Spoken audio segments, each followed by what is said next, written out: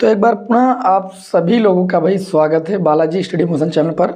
और जैसा कि आप सभी को पता है कि आप लोगों को हम लगातार जो है क्लास 12 की मैथमेटिक्स विषय के अंतर्गत आपको अनसॉल्व पेपर का सैल्यूशन करा रहे हैं।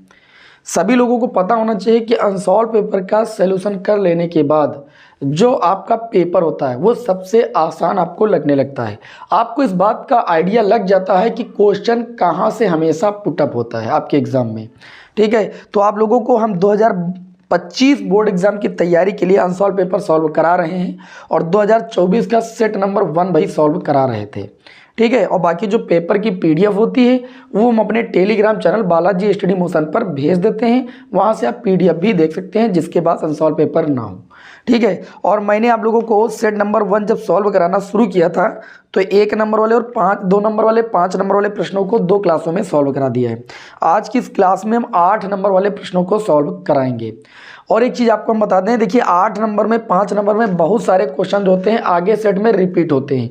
तो यहाँ पर जो पहला सेट है इसीलिए मैं आपको पूरा सॉल्व करा रहा हूँ कि अगर आगे के सेट में कोई क्वेश्चन ऐसा आता है तो आपको यही सेट पर दोबारा जो है देख करके इसे सॉल्व कर लेना है। बहुत सारे क्वेश्चन 5 नंबर और 8 नंबर में रिपीट हो जाते हैं। ठीक है, और आज की क्लास तो भैया बहुत ज़्यादा इंपॉर्टेंट है क्योंकि आज की इस क्लास में आप लोगों को हम 8 नंबर वाले प्रश्नों को सॉल्व कराने जा रहे हैं। और मैं दावे के साथ कह सकता हूं कि ये क्लास कर लेने के बाद अगर आपके एग्जाम में यहाँ से दो क्वेश्चन तो श्योर है फंसेंगे ही फंसेंगे। 8 नंबर में या 5 नंबर से नीचे नहीं आएंगे। ओके, और ये 8 नंबर वाले ही प्रश्न हैं, इसमें से 2 क्वेश्चन एकदम श्योर हैं कि आएंगे ही आएंगे। जैसा आप पहले क्वेश्चन देख सकते हो, क्वेश्चन नंबर 7 का पार्ट है। इसके पहले क्वेश्चन मैंने सॉल्व करा दिए। 7 का जो का पार्ट है इसमें दिया गया यदि एक आव्यूह है, ये आपको आव्यूह दिया गया 3x3 कोटि का, तो कह रहे हैं इसका इनवर्स क्या होगा, मतलब इसका व्युत्क्रम क्या होगा या प्रतिलोम आव्यूह क्या होगा। तो किसी दिए गए आव्यूह का प्रतिलोम आव्यूह ज्ञात करने के लिए सबसे पहले उस दिए गए आव्यूह के सारणिक का मान ज्ञात करते हैं। सारणिक का मान कैसे ज्ञात करते हैं, देखो यहाँ पर सारणिक का मान, आव्यूह के सारणिक का मान निकालेंगे। सारणिक का मान निकालने के लिए किसी रो या कॉलम के सापेक्ष हम प्रसार कर देते हैं। जैसे मान लीजिए हम प्रसार करते हो तो ये 1 हो गया। अब ये वाला कॉलम ये वाला रो छूटेगा। 4 3 कितना हो जाएगा, -12 माइनस सूत्र वाला 4 3 12 माइनस प्लस हो जाएगा, माइनस सूत्र वाला ये आपका माइनस हो जाएगा।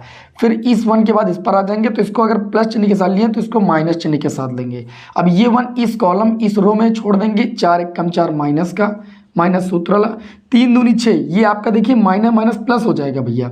ठीक है, और प्लस 6 माइनस सूत्र वाला ये -6 हो जाएगा। उसके बाद इस 1 के बाद देखिए ये माइनस लिया था, ये प्लस लेंगे 3।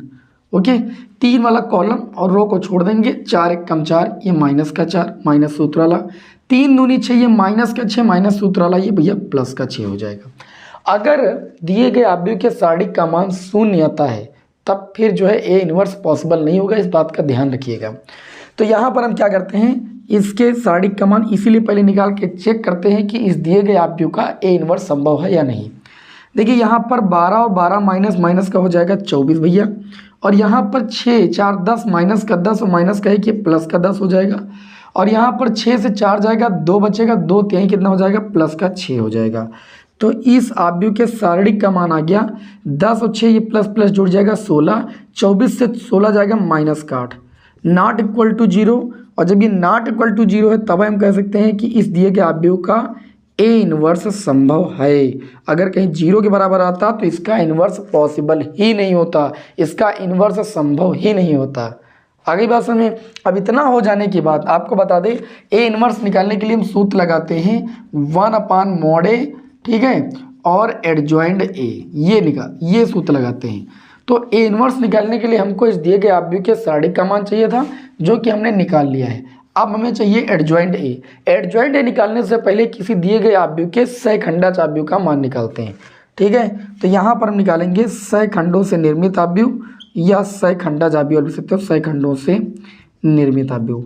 सहखंडों से निर्मित आव्यूह निकालने की हमारे पास एक देसी ट्रिक है। ठीक है, हम करते क्या है, बहुत आसान तरीके से निकाल देते हैं। देखिए यहाँ पर एक बड़ा सा आव्यूह बनाएंगे भैया, जहाँ तक बन जाएगा वहाँ तक बना लेंगे, यहाँ तक। ओके, इसके अंदर ऐसे जो है बढ़िया बढ़िया छोटे छोटे हम कॉलम बना लेंगे। फिर अल्टरनेट चिन्ह लगा लेंगे, इससे कभी गलत नहीं होता है। Plus minus plus, minus plus minus, plus minus plus. Okay, अब करते क्या है, सबका उपसारणिक मतलब निकालते हैं। ठीक है।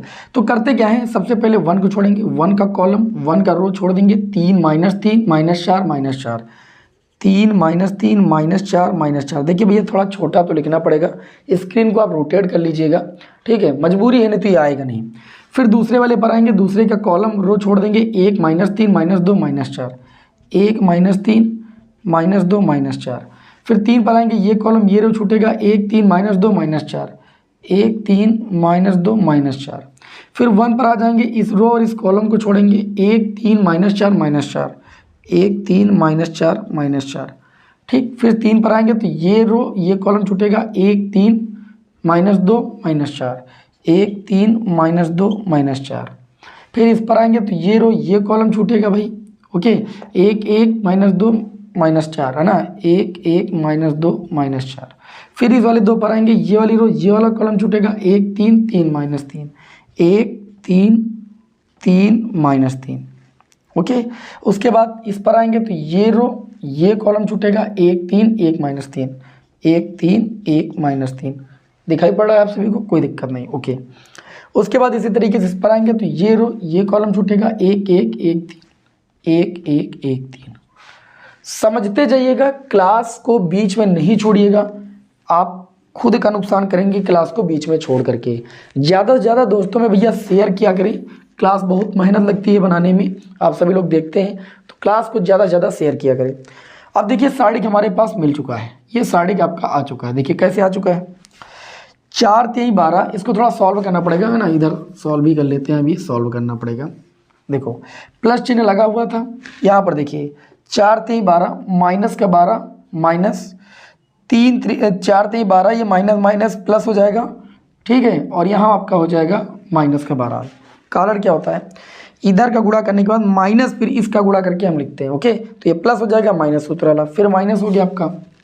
इसमें देखिए क्या आएगा, 4 1 कम 4, ये -4 हो जाएगा, माइनस सूत्र वाला, 3 दूनी 6 प्लस का 6 हो जाएगा, ठीक है, माइनस सूत्र वाला लगा रहेगा। फिर प्लस आ जाएंगे, इसमें आ जाइए, 4 1 कम 4 माइनस का 4, ओके। उसके बाद 3 दूनी 6, ये माइनस का 6 हो जाएगा भाई, 4 1 कम 4 माइनस का, 3 दूनी 6 माइनस का 6, माइनस सूत्र वाला, ये प्लस का 6 हो जाएगा। उसके बाद यहाँ पर आ जाएंगे, यहाँ माइनस चिन्ह के साथ मामला लेना है हमें, 4 1 कम 4, ये माइनस का 4 हो जाएगा, माइनस सूत्र वाला, 4 3 12 -12 माइनस सूत्र वाला, ये प्लस 12। माइनस के बाद ये प्लस हो जाएगा, यहाँ पर देखिए 4 1 कम 4, ये माइनस का 4 हो जाएगा, माइनस सूत्र वाला, 3 दूनी 6, ये माइनस का 6 और माइनस सूत्र वाला, ये प्लस का 6 हो जाएगा। बहुत सावधानी के साथ गुणा करना है, गलत ना होने पाए, ठीक है। माइनस यहाँ पर देखिए 4 1 कम 4, ये माइनस का 4 हो जाएगा, और 2 1 कम 2, ये माइनस का 2 होगा, लेकिन ये प्लस का 2 हो जाएगा, क्योंकि माइनस का सूत्र वाला लगेगा यहाँ पर, ठीक है। अब यहाँ पर आगे देखते हैं, फिर ये प्लस हो जाएगा, इस ब्रैकेट को सॉल्व करेंगे, -3 1 कम 3, मतलब -3 1 कम 3 माइनस सूत्र वाला, और 3 3 9, ये माइनस का 9 हो जाएगा, फिर -3 1 कम 3 माइनस का 3, और 3 1 कम 3 माइनस का 3 होगा, और फिर प्लस यहाँ पर देखेंगे 3 1 कम 3 1 1 कम 1। इस तरीके से इसे सॉल्व कर लिया मैंने।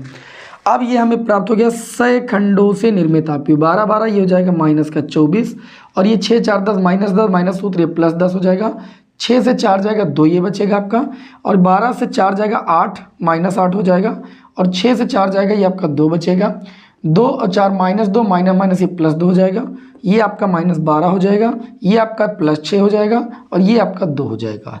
इस तरीके से सयखंडों से निर्मित प्राप्त आव्यूह मिल जाता है। जो सयखंडों से निर्मित प्राप्त आव्यूह होता है, इसका अगर हम परिवर्त आव्यूह निकालते हैं तो वो कहलाता है एडजॉइंट ए। यहाँ पर लिखेंगे अतः एडजॉइंट ए बराबर, एडजॉइंट ए जो होता है सयखंडों से निर्मित आव्यूह का परिवर्त आव्यूह होता है। परिवर्त आव्यूह कैसे निकालते हैं, जैसे इस दिए गए आव्यूह का परिवर्त निकालना, रो को कॉलम में बदल दो, इस वाली रो को कॉलम में बदल दो, -24 10 2, दूसरी वाली रो को भी कॉलम में बदल दो, -8 2 2, तीसरी वाली रो को भी कॉलम में बदल दो, -12 6 2। इस तरीके से एडजॉइंट आपको मिल जाता है, एडजॉइंट ए, ठीक है। अब आपको इनवर्स जैसे निकालना है, यहाँ पर देखिए बहुत आसान हो गया, ए इनवर्स बराबर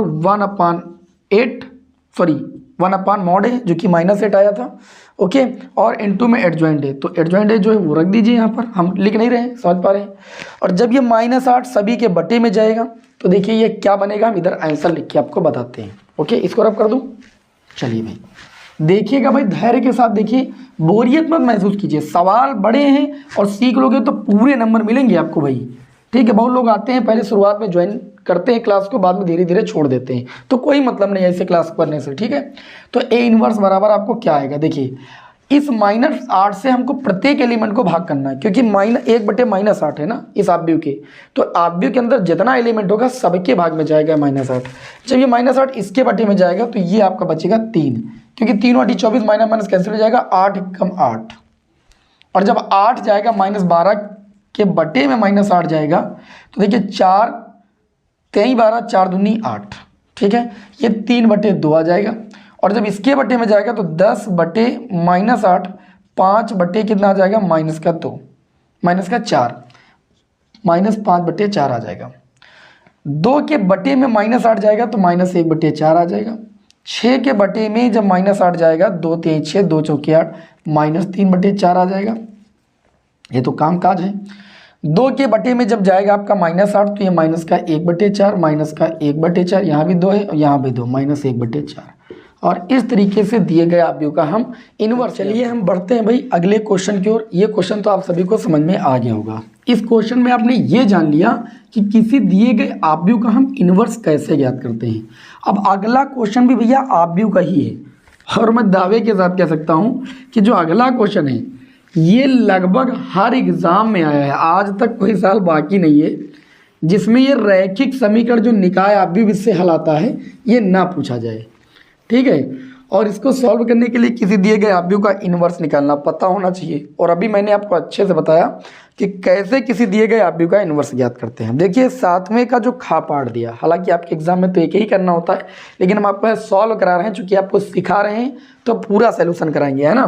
तो देखिए खा पाठ में आपको क्या दिया गया है, 2x + 3y और +3z = आपको दिया गया भैया 5।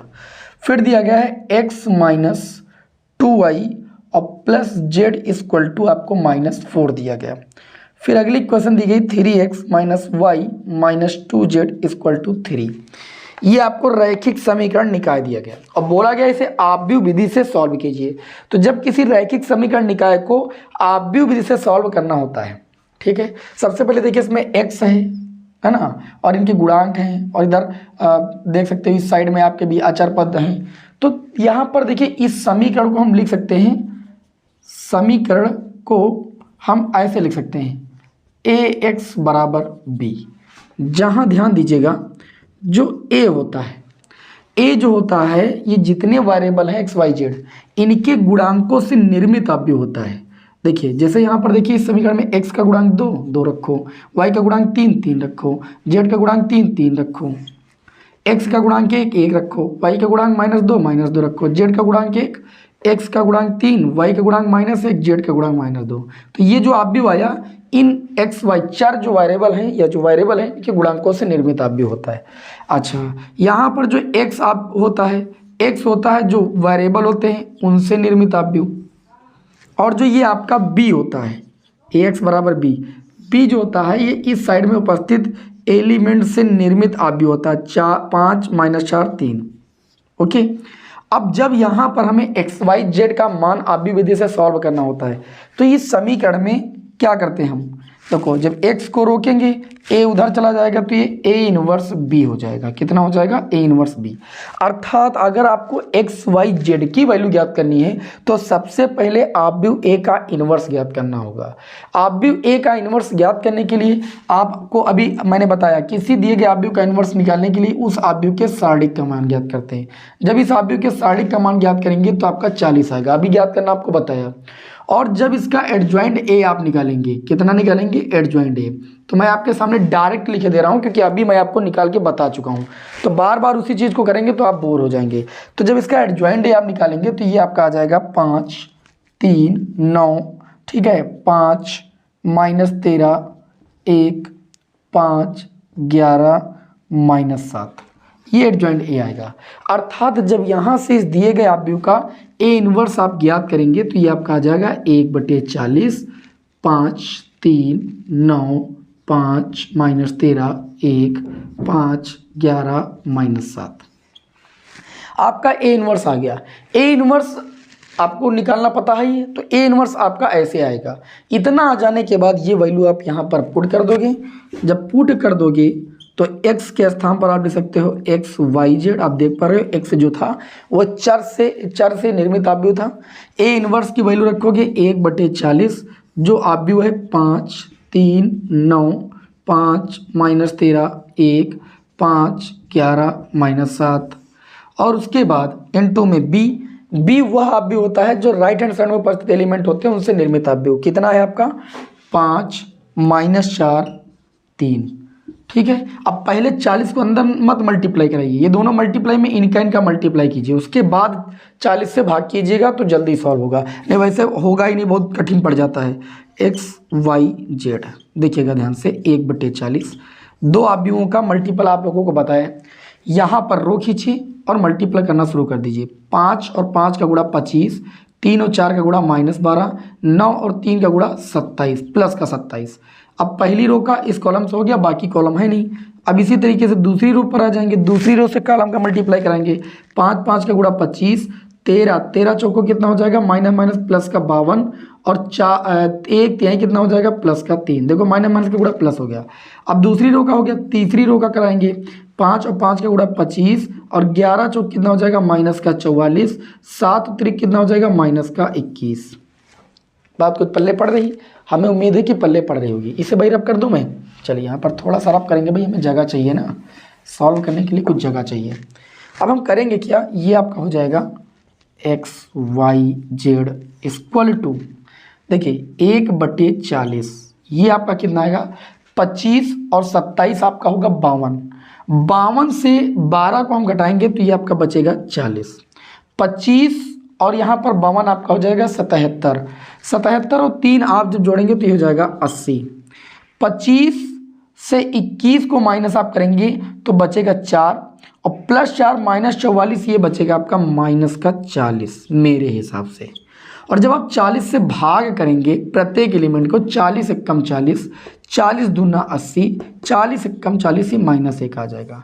और जब दो आव्यूह एक्स वाई जेड, और यहाँ पर देख सकते हो यहाँ पर भी आपका स्तंभ आव्यूह है, ये भी स्तंभ आव्यूह है। जब दो आव्यूह समान कोट के होते हैं तो उनके संगत अवयव बराबर होते हैं, अर्थात x को हम 1 के बराबर लिख सकते हैं, y को हम 2 के बराबर लिख सकते हैं, z को हम -1 के बराबर लिख सकते हैं।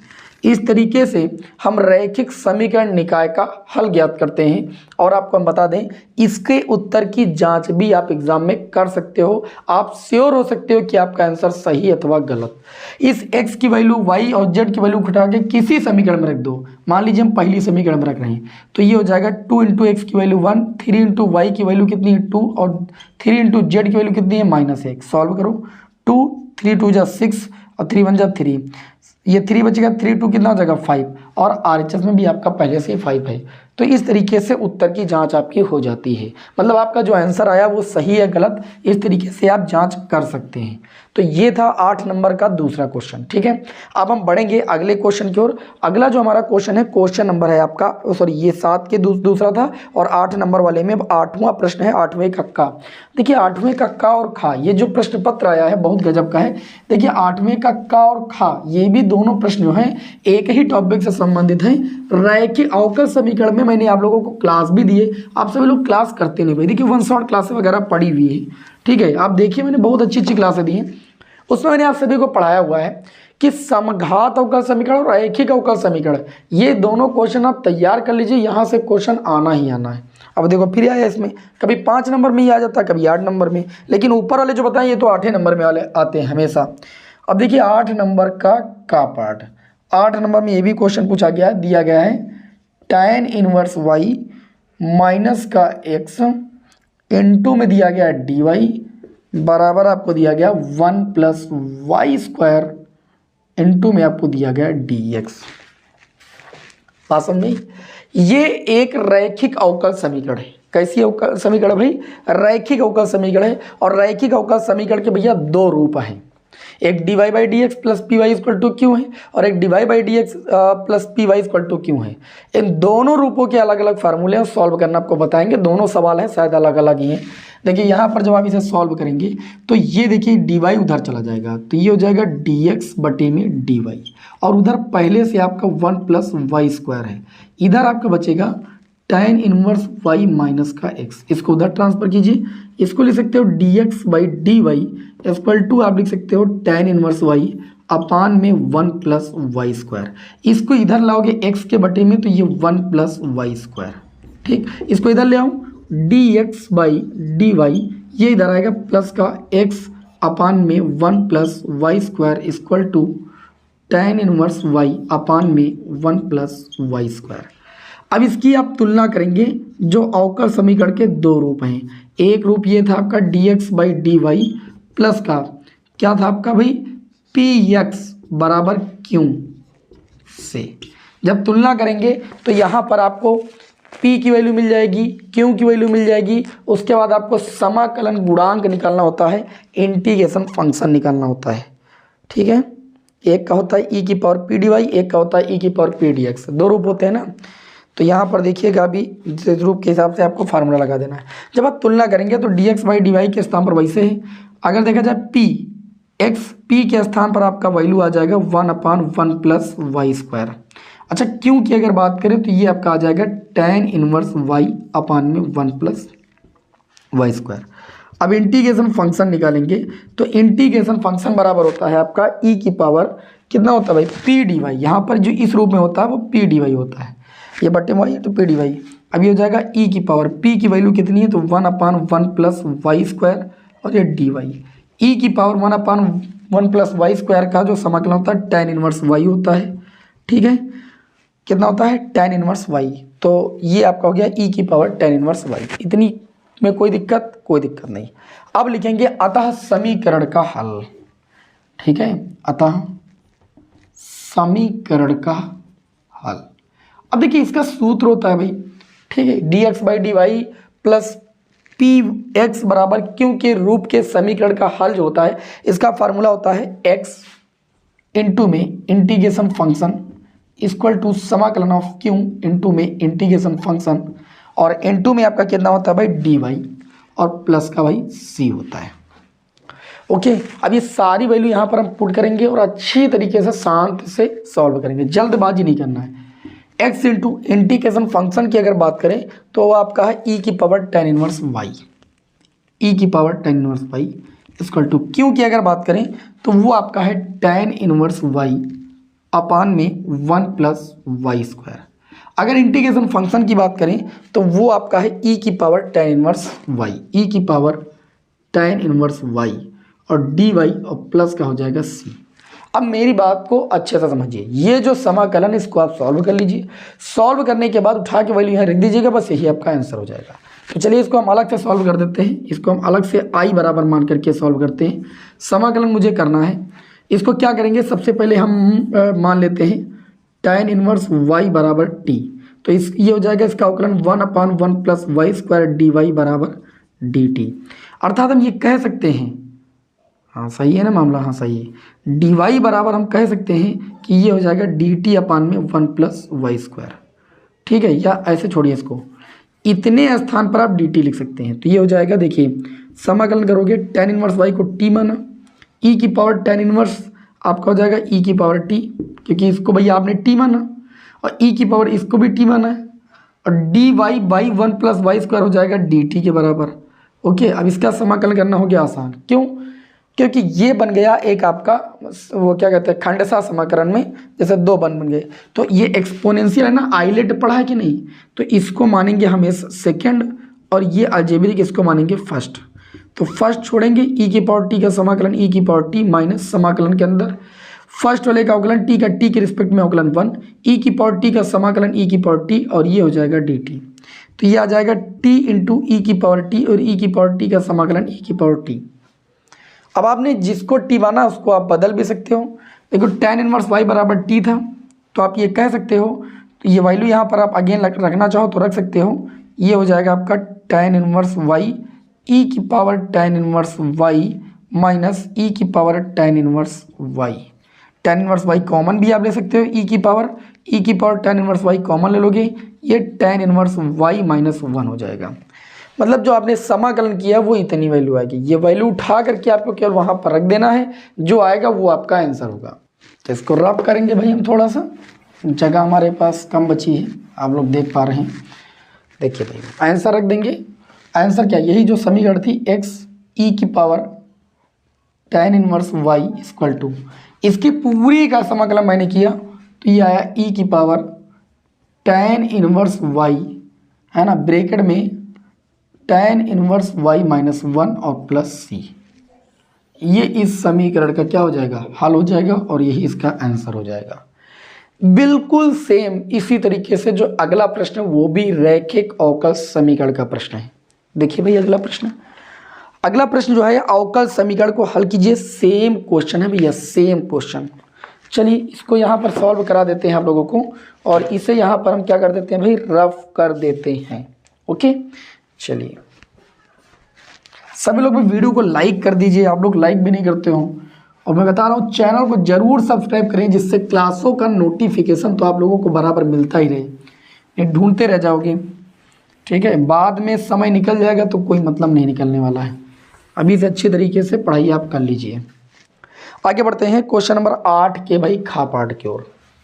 क्वेश्चन नंबर 8 का खा पाठ, इसमें देख क्या दिया गया है, बोला गया है D Y by D X plus Y by X equal to X square, और कंडीशन भी दी गई यदि y इक्वल टू 1 और x इक्वल टू 1 हो तो आपको अवकल समीकरण का हल ज्ञात करना है। और ये अपने आप में भैया बढ़िया क्वेश्चन है, और चलिए इसको अच्छी तरीके से हम सभी लोग देख लेते हैं। ओके देखिए यहाँ पर अगर देखें तो ये रैखिक अवकल समीकरण का दूसरा रूप है। कौन सा रूप है, डी वाई, इसकी तुलना लिखनी है, की तुलना हम करेंगे D Y by D X plus, किससे करेंगे भाई, इसकी तुलना D by D X plus P Y, P के स्थान पर 1 by X equal to Q से करने पर, और जब करेंगे तुलना तो p की वैल्यू जो आएगी 1 बाई एक्स आ जाएगी, q की जो वैल्यू आ जाएगी वो एक्स स्क्वायर आ जाएगी। फिर निकालते हैं इंटीग्रेशन फंक्शन, अभी बताया e की पावर समाकलन ऑफ, यहाँ पर जो कि डी बाई डी एक्स दूसरा रूप है, ठीक है, वहाँ पर जो था वह पी डी वाई था, लेकिन यहाँ पर होगा पी डी एक्स। ई की पावर समाकलन ऑफ पी की वैल्यू होती है 1 अपान एक्स और ये डी एक्स। ई की पावर 1 अपान एक्स का समाकलन होता है लॉग एक्स, आपने पढ़ा है। ई की पावर लॉग एक्स की जो वैल्यू होती है वो भैया एक्स होती है, मतलब ये आपका हट जाता है, एक्स आ जाता है। इंटीग्रेशन फंक्शन की वैल्यू के बाद हम निकालते हैं अतः समीकरण का हल। समीकरण का हल हमने कहा इसका फार्मूला है, इस रूप का होगा तो फार्मूला अलग होगा, और उस रूप का dx बाई डी वाई के रूप का होगा तो उसका फार्मूला भी मैंने बताया। मतलब एक तरीके से हम दोनों टाइप के क्वेश्चन इसमें सॉल्व किए ले रहे हैं, एक तो आ ही जाएगा। सूत्र था y इंटू में इंटीग्रेशन फंक्शन इक्वल टू समाकलन ऑफ, क्या होता है, q इंटू में इंटीग्रेशन फंक्शन इंटू में कितना होता है भाई, डी वाई, कितना होता है भाई, नहीं डी वाई नहीं डी एक्स और प्लस का c, ये होता है। अब आपको क्या करना है, यहाँ पर वैल्यू रखना है भैया, y इंटू में इंटीग्रेशन फंक्शन की वैल्यू कितनी है, ये x इक्वल टू क्यू की वैल्यू आप देख सकते हैं एक्स स्क्वायर है, इंटू में इंटीग्रेशन फंक्शन की अगर मैं बात करूँ तो इंटीग्रेशन फंक्शन की वैल्यू आपकी आ चुकी है x, और ये हो जाएगा डी एक्स प्लस सी, ये हो जाएगा X Y equal to X cube का समाकलन हो जाएगा x की पावर 4 अपान में 4 प्लस सी। चूँकि बात ये कही गई है कि y की वैल्यू आप 1 रखिए, x की वैल्यू भी आप 1 रखिए, तो इस स्थिति में c की वैल्यू आपकी अलग आ जाएगी। देखिए कितनी आ जाएगी, x बराबर 1 रखोगे, y बराबर 1 तो ये 1 हो जाएगा, बराबर यहाँ 1 रखोगे तो 1 बाई 4 हो जाएगा प्लस c, तो c बराबर 1 माइनस 1 अपान 4, 4 से 1 जाएगा तो ये 3 बाई 4 आ जाएगा। अब इस c की वैल्यू को पुनः आपको इस समीकरण में रखना होगा, अतः और अगर नहीं कहता एक्स वाई की वैल्यू, यही आंसर हो जाता है, X Y equal to X की पावर 4 अपान में 4, और सी की वैल्यू कितनी है 3 बाई 4। भैया ये जो हो जाएगा अवकल समीकरण का हल। बताओ 8 नंबर का क्वेश्चन। बस मेन चीज़ ये होती है कि यहाँ पर ये रूप कैसा है, अवकल समीकरण के 2 ही रूप हैं, जो पहला बताया है कि ये 2 क्वेश्चन तैयार कर लोगे, एक आ जाएगा आपके एग्जाम में। मेथड आपको पता होना चाहिए, क्वेश्चन नहीं रटा होना चाहिए। ओके चलिए स्क्रीनशॉट लीजिए, बढ़ते हैं आगे के क्वेश्चन। इसको रफ करके हम बढ़ते हैं भैया अगले क्वेश्चन की ओर, और अगले जो क्वेश्चन है वो निश्चित समाकलन के क्वेश्चन है। ठीक है, और अपने आप में एक विशेष महत्व भी रखते हैं अपना, क्योंकि एग्जाम में कई बार आ भी चुके हैं। निश्चित समाकलन के क्वेश्चन अक्सर रिपीट हो जाते हैं। चलिए भाई, इस क्वेश्चन को बहुत ध्यान से आप सभी लोग देखिएगा। क्वेश्चन नंबर 9 का पार्ट, ठीक है, क्योंकि इसमें आपको हर स्टेप को बहुत अच्छे से समझना है। समाकलन करना है लिमिट 0 to पाई, फिर दिया गया है x dx अपान में कितना दिया गया है a square cos square x plus B square sine square X. बोला जा रहा है मान ज्ञात कीजिए। बहुत ही धैर्य के साथ आपको इस क्वेश्चन को देखना है और स्टेप बाय स्टेप आपको समझते चलना है, क्योंकि इसमें हर एक स्टेप में आपको बहुत ही ध्यान देने की ज़रूरत है। जैसे यहाँ पर देखिए, एक आपका प्रगुण होता है, मैं प्रगुण यहाँ पर लिख दूंगा। प्रगुण आपका कौन सा होता है, limit 0 to a F X D x जो होता है वो limit 0 to a F x के स्थान पर अपर लिमिट माइनस एक्स हो जाता है। इस प्रगुण को यहाँ पर हम यूज करेंगे। लिमिट 0 to पाई एक्स के स्थान पर अपर लिमिट माइनस एक्स ए स्क्वायर। ध्यान दीजिएगा, कुछ स्टेप डायरेक्ट करने पड़ते हैं। जैसे जब हम कॉस पाई माइनस एक्स करेंगे तो 180 चेंज नहीं होता है, और ये माइनस नहीं प्लस ही रहेगा, तो cos pi minus x cos x ही रहेगा। ठीक है, तो ये आपका कॉस स्क्वायर एक्स हो जाएगा। इसी तरीके से साइन भी आपका साइन ही रहेगा, B square sine square x D X. थोड़ा इसको अलग अलग कर लेंगे। आई बराबर limit 0 to pi, pi upon में a square cos square x plus B square sine square x D x. इसको अलग कर लिया, माइनस लगा है एक्स अपान में a square cos square x plus B square sine square x, और ये आपका हो गया डी एक्स। लिमिट आपकी हो गई 0 से पाई। अब थोड़ा सा ध्यान से समझिएगा, एक स्टेप यहाँ पर रिपीट हुआ है। जैसे यहाँ पर भी हमने कहा था माना आई बराबर, इसको समीकरण एक आप मान सकते हैं। ठीक है, अब इस समीकरण में अगर ध्यान से देखिए तो ये जो वैल्यू है आपकी ये वाली, ये आई के बराबर ही है। किसके बराबर भाई, आई के बराबर। तो यहाँ पर रख देंगे हम आई। थोड़ा सा इंक डाल लेते हैं, डार्क चढ़ेगा तो दिखेगा आपको अच्छे से। ओके, अब यहाँ पर जब हम आई लिखेंगे तो ये आई आपका इधर आ जाएगा, ये माइनस का तो इधर आ जाएगा, प्लस का हो जाएगा, ये 2i हो जाएगा।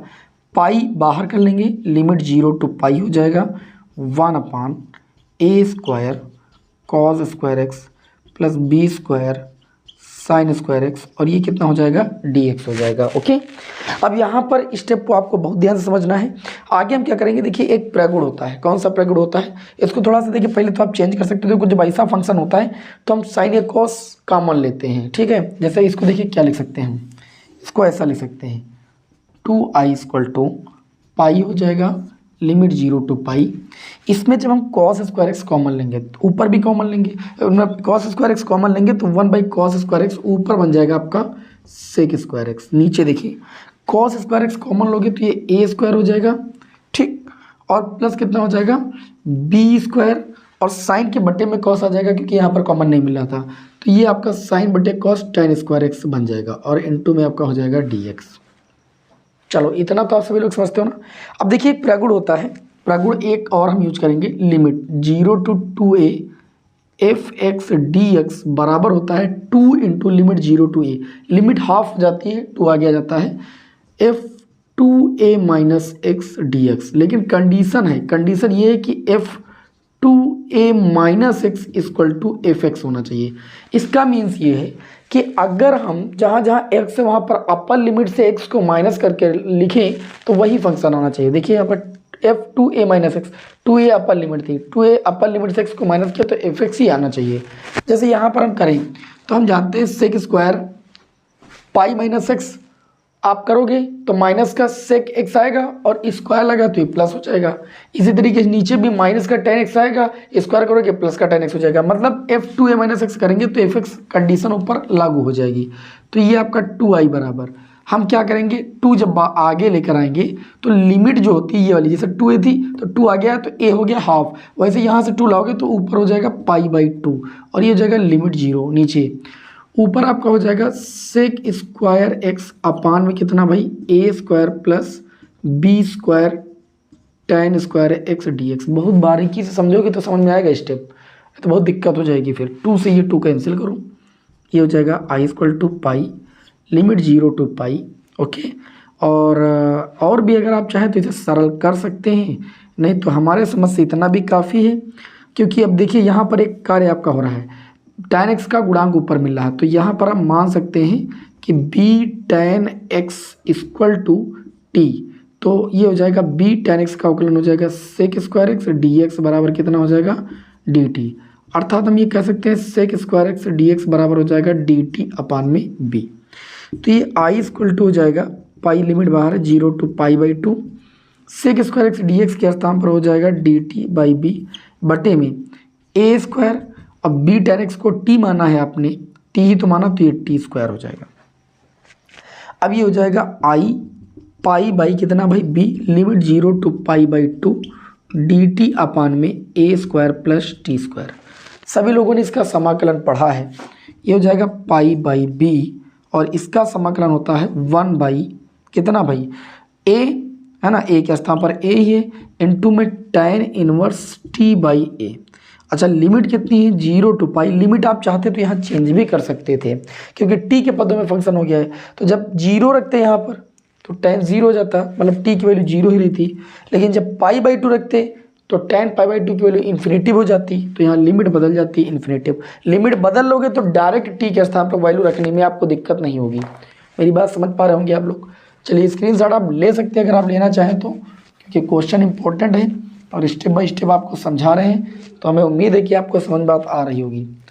अब देखिए क्या होगा, ये हो जाएगा आई इक्वल टू पाई बटे में ए बी हो गया। ठीक है, अब देखिए लिमिट हमने जो कि यहाँ चेंज कर रखी है, अब डायरेक्ट लिमिट रख देंगे। ये हो जाएगा tan इनवर्स, पहले अपर लिमिट रखते हैं, तो ये इन्फिनिटी बाई ए हो जाएगा minus tan inverse lower limit 0 by कितना ए। ओके, तो ये हो जाएगा I equal to pi by a b और tan इनवर्स इन्फिनिटी tan 90 की वैल्यू होती है, तो tan इनवर्स tan 90 मतलब पाई बाई 2 हो जाएगा, ये तो 0 हो जाएगा वैसे भी। तो आंसर आ जाएगा पाई स्क्वायर बाई 2ab। ये आपके इस क्वेश्चन का राइट आंसर हो जाएगा। ठीक है, 8 नंबर में ये प्रश्न आपके एग्जाम में आया था निश्चित समाकलन का। हमें उम्मीद है कि अब आप सभी लोगों को इसमें किसी भी प्रकार की दिक्कत नहीं होगी। एक क्वेश्चन भैया निश्चित समाकलन का और है, उसको भी देख लेते हैं, उसके बाद आगे बढ़ते हैं। ओके, फिर ये आपका सेट पूरा सॉल्व हो जाएगा। मेरा सेट कहाँ चला गया भाई, ये अनसॉल्व रखा हुआ है। 9 का खा पार्ट है ना, इसमें दिया गया सिद्ध करना है आपको, जो चीज़ सिद्ध करना है इसी को देखना है। इसको रब करूँ भाई, 8 नंबर का ये भी क्वेश्चन है, लेकिन ये थोड़ा सा आसान बैठेगा इसकी तुलना में। जो ये बताया है अभी, इसकी तुलना में अगला वाला जो क्वेश्चन है थोड़ा सा आसान बैठेगा आपका। चलिए, कभी कभी देखिए इसी बात को भी बोल दे सिद्ध कीजिए, है ना, इसी बात को बोल दी मान निकालिए। चलिए आगे बढ़ते हैं भाई। अब ये हमारा इस सेट का 9वें का खा पार्ट होगा, जो कि लास्ट क्वेश्चन है। इसमें कह रहे हैं सिद्ध कीजिए लिमिट 0 टू पाई बाई 2 और फिर दिया है साइन 2x और फिर दिया है tan इनवर्स साइन x और ये आपको dx दिया हुआ है। बराबर कह रहे हैं सिद्ध करने के लिए पाई बाई 2 माइनस 1। यही चीज़ भैया सिद्ध करने के लिए बोला गया है। बात को समझ में आई। चलिए इसको हम सिद्ध करते हैं। सबसे पहले हम क्या करेंगे, लेफ्ट हैंड साइड ले लेंगे भाई। लेफ्ट हैंड साइड में हम करेंगे क्या, इसको चाहे तो आप आई बराबर मान के सॉल्व करें, कुछ भी करें। चलो इसको ले लेते हैं। साइन 2x को ले सकते हैं 2 sin x into cos x. 2 को बाहर कर लिया, limit 0 to pi by 2 sine x into में कॉस एक्स। साइन 2x बराबर 2 sin x into cos x और ये आपका हो जाएगा tan इनवर्स साइन x और ये आपका हो जाएगा dx। अब यहाँ पर अगर हम देखें तो हम क्या देखते हैं कि जो साइन x का अवकल गुणांक है वो इसमें मिल रहा है। तो अगर हम मान ले साइन x बराबर t, तो ये हो जाएगा cos x dx बराबर dt। तो ये आपका हो जाएगा 2 limit 0 to pi by 2। Limit change कर लीजिए क्योंकि t के पदों में आप चेंज करने जा रहे हो। साइन x को t माना है, cos x dx के स्थान पर dt आपका हो रहा है और ये tan इनवर्स आपका t हो जाएगा। तो लिमिट भी बदल लीजिए, जब 0 रखोगे तो 0 ही रहेगा और जब पाई बाई 2 रखोगे तो लिमिट हो जाएगी 1, क्योंकि साइन 90 की वैल्यू 1 होती है। अभी इस dt को आप एक काम कीजिए, पीछे कर लीजिए और tan इनवर्स t को आगे कर लीजिए। अब यहाँ पर फर्स्ट इंटू सेकंड लगा दीजिए। आइलेट आप सभी लोगों ने पढ़ा है, इनवर्स फंक्शन को फर्स्ट और इसको आप सेकंड मानिए। खंडशः समाकलन कर दीजिए। तो जब खंडशः समाकलन करेंगे तो देखिए भाई tan इनवर्स t फर्स्ट फलन छूटेगा, सेकंड का समाकलन होगा टी का t²/2, लिमिट आप यहाँ पर 0 से 1 रख दीजिए भाई, फिर माइनस लगाते हैं, समाकलन का चिन्ह लगाते हैं, फर्स्ट फंक्शन का अवकलन करते हैं, tan इनवर्स टी का अवकलन 1/1 प्लस t² हो जाएगा और t का समाकलन हो जाएगा t²/2 और फिर ये dt, तब जाके ये ब्रेकेट बंद होता है, खंडशः ऐसे ही तो होता है। तो ये आपका हो जाएगा 2 और यहाँ लिमिट रख दीजिएगा 0 से 1। यहाँ जब आप इसे सॉल्व करेंगे तो इसमें पहले अपर लिमिट रखेंगे, तो ये 1 रखेंगे आप यहाँ पर, ठीक है, यहाँ पर भी 1 हो जाएगा। तो यहाँ पर तो tan इनवर्स टी के स्थान पर 1 रखेंगे, जैसे ही आप 1 रखेंगे तो π/4 हो जाएगा, ये π/4 हो गया, और यहाँ 1 रखेंगे तो 1/2 हो जाएगा, और फिर माइनस लोअर लिमिट जब 0 रखेंगे तो ये 0 हो जाएगा, upper limit minus lower limit minus. इसको सॉल्व कर लीजिए, इसको जब आप सॉल्व करेंगे तो समाकलन आप 0 से 1/2 बाहर हो जाएगा, ठीक है, और ये हो जाएगा t²/1 प्लस t² और ये dt हो जाएगा। अब ब्रेकेट ये ऑफ हो गया। समझते जाइएगा, स्टेप स्टेप बहुत ज़रूरी है। 2 हो गया, बड़ा ब्रेकेट लगा हुआ है, इसको सॉल्व किया तो π/8 आ गया। अब देखिए -1/2, इसको सॉल्व करने के लिए ऊपर में 1 जोड़ना होगा, 1 घटाना होगा। जब 1 जोड़ेंगे तो t²+1 से अपन नीचे t²+1 आपका कैंसिल होगा, तो देखिए ये 1 बचेगा और 1 का समाकलन t हो जाएगा, लिमिट हो जाएगी 0 से t, फिर माइनस समाकलन होगा 1/1 प्लस t², लिमिट 0 to 1 और ये dt, तब जाकर के ब्रेकेट ऑफ होगा। हमने 1 जोड़ा 1 घटाया है, जोड़ने पर ये 1 बचा, ये हो जाएगा 2π/8 माइनस 1/2। इसी में upper limit minus lower limit, तो ये 1 माइनस 0 हो जाएगा, और इसका समाकलन होगा tan इनवर्स टी। तो जब अपर और लोअर लिमिट पुट करेंगे तो tan inverse 1 minus tan inverse कितना हो जाएगा 0, तो वो समाकलन tan इनवर्स टी होगा, टी के स्थान पर 1, फिर माइनस लोअर लिमिट 0। कुछ स्टेप भैया डायरेक्ट करना पड़ता है, क्या करें, यहाँ पर वाइट बोर्ड है, 1/2 हो जाएगा, यहाँ 1 बचेगा, माइनस tan इनवर्स 1 tan ये π/4 हो जाएगा, वो तो आपका 0 हो जाएगा। ये आपका आ जाएगा 2π/8 माइनस इस 2 का मल्टीप्लाई कीजिए 1/2 माइनस माइनस का गुणा प्लस, ये π कितना हो जाएगा 8। इसे सॉल्व कर लो दादा, ये हो जाएगा 2 और इसमें एलसीएम सेम है, π कितना हो जाएगा 2π माइनस 1/2, 2 से इसको काटोगे 4 2 और ये हो जाएगा π/4 माइनस 1/2। चलिए इसका गुणा कर देंगे अंदर से, तो ये आ जाएगा π/2, क्योंकि 2 से गुणा करने पर 2 दूनी 4 π/2 और 2 से गुणा करेंगे तो ये 1 हो जाएगा। π/2 माइनस 1 ही सिद्ध करना था, राइट हैंड साइड में आपने देखा कि ये मैंने सिद्ध कर दिया। इस तरीके से जो क्लास 12 की मैथमेटिक्स विषय का 2024 का पहला सेट था वो आपका सॉल्व हो चुका है पूर्ण तरीके से, और हमें उम्मीद है कि आप लोगों को अच्छी तरीके से समझ में भी आ गया होगा। आगे नेक्स्ट क्लास आपको अगले सेट की मिलेगी भाई, ठीक है, मिलते हैं आपको नेक्स्ट वीडियो में। जय हिंद, वंदे मातरम।